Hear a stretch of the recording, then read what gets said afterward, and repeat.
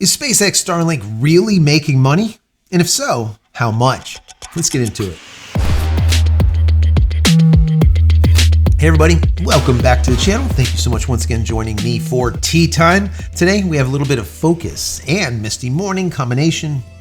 That zing, that bergamot is so good. I hope you're joining me with your cup of tea, maybe a cup of coffee, hanging out, talking tech, talking photo, talking video.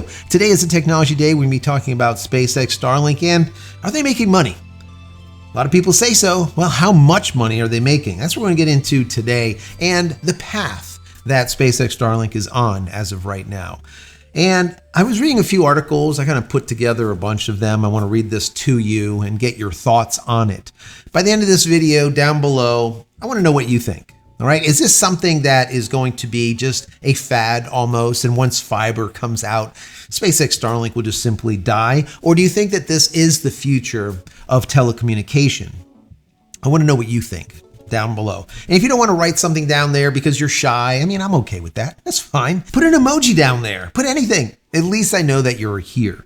If you enjoy the content, throw it a thumbs up. That'll be very, very helpful. Don't forget to subscribe if you're not. If you are, thank you. I appreciate that. Click this little notification button over here so when I go live and when a new video comes out, you will be notified of it immediately. And if you haven't downloaded any of my ebooks, check them out over at JCristina.com/books. Once again, JCristina.com/books. And if you want to say thank you for all of my hard work on this channel, there's a little thank you button right over here. Click on that, give $1 or $2 if you like. If not, it's perfectly fine. Consider becoming a member of the channel. That would be even better. And finally, if you want more SpaceX Starlink goodness, I have about 390 videos I've put together for you over the last 40 months. Check them out. Helpful how-tos, tips, tricks, what to do, what not to do, what to buy, what not to buy, and the why behind all of it. I'll put a link over, don't click on it yet. I'll put a link over here. So when you're done watching this video, come back to that link, click there, and you'll be able to see, once again, nearly 400 videos just for you to check out and hopefully gather some good information from. Anyways, let's get right into this article. A world without limits. Imagine a world where the internet reaches every corner, from the depths of the Amazon to the peaks of the Himalayas, without cables or traditional infrastructure. This isn't science fiction. SpaceX Starlink is making it reality. Explosive growth. Starlink has grown from 60,000 subscribers in 2021 to an incredible 5 million today.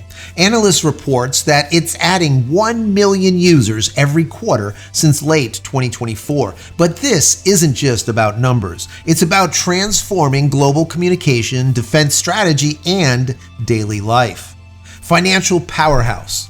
Starlink is projected to earn $11.8 billion in 2025, with $7.5 billion coming in through subscriptions, $1.3 billion from hardware sales, and $3 billion in lucrative U.S. military contracts. This success has pushed SpaceX Valuation to $350 billion, with Starlink viewed as indispensable by governments worldwide. Very interesting.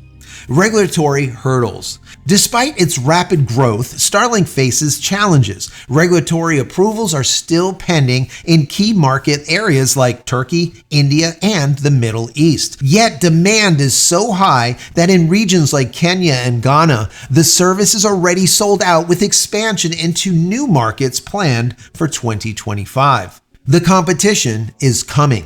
While SpaceX Starlink's success is unmatched, it won't go unchallenged. Jeff Bezos, or as I call him, Jeff Bozo, Amazon's Project Kuiper is set to launch in 2025, and industry analysts expect fierce competition as satellite internet race intensifies. This rivalry could force SpaceX Starlink to push innovation even further. Recent partnerships with airlines such as Air France and Qatar Airways shows that SpaceX Starlink is already diversifying its offerings, and with the up-and-coming development of Starlink's version 3 satellites placed into orbit via SpaceX's Starship, service improvements are on the horizon. These advanced satellites promise greater capacity, faster speeds, and coverage for untapped markets, further solidifying SpaceX Starlink's dominance.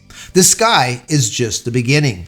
Starlink's meteoric rise is a testament to the transformative power of innovation. With Starship poised to deploy advanced Starlink version 3 satellites into low Earth orbit in 2025 and the worldwide launch of DTC or direct-to-cell service, the pace of growth is set to skyrocket. These next-generation satellites will deliver greater capacity, faster speeds, and expand coverage, unlocking connectivity to markets where once were beyond reach. This is just really amazing. Absolutely amazing on how far SpaceX Starlink has come in such a short period of time. Now, when I came on board, there was 112,000. They were talking about 60,000 back in 2021. When I came on board, it was double that. 112,000 people. That was it, all right? And I got one of the first couple of thousand version 2s or generation 2 Starlink satellites. Now, when we started, things were just absolutely amazing. 300 plus megabits down, 40, sometimes 45 megabits up. And then as we saw this absolute rapid growth from 112,000 to a million, from a million to 3 million, from 3 million to 5 million now as of today. 5 million customers, we saw the trajectory go down when it comes to speeds. But what has happened recently with the movement towards the version 2 mini satellites in orbit, we're seeing speeds coming back up. In other words, capacity is not 100% filled, and they're able to now increase speeds yet again. I'm also seeing that latency has come down. Where I used to have latency of about 30 to 40 milliseconds, sometimes 50 milliseconds, now I'm seeing latency anywhere from 14 to 24, 25 milliseconds. That is unbelievable. That is great. This is very similar to what you get with cable today. 14 milliseconds, will take that all day long. Elon Musk said, listen, we want to not only get speeds to gigabit speeds, 1,000 megabits down, but we also want to bring latency down. And the reason being, latency is what you feel. When things are slow and lethargic, you feel it, you know it. When things are snappy, you know that too. Also, if you're doing any type of teleconferencing, or if you're like me doing video and I am feeding 4K, let's say, to the internet through my JC live show every Friday night, be there, 8:30. Shameless plug, but 8:30 p.m. Definitely come and hang out with me. But doing so, you know when you're feeling that latency and there's like that slight delay. Well, there's no delays anymore, especially for my system. Now that I have a POP that's close to me, a point of presence is, let's say, that hub that you go through. It's like a network operations center, like a NOC or a CO, a central office. It's like a main NOC, a main network operations center that's very close to a backbone. For me, the POP that I was using was 700 miles away in Atlanta, Georgia. Well, they opened up a POP closer, 70 miles away in Miami. So now that I'm using that POP, my latency went once again from 40 to 50 milliseconds down to the teens, even 20, 25 milliseconds. Major difference. 700 miles compared to 70 miles.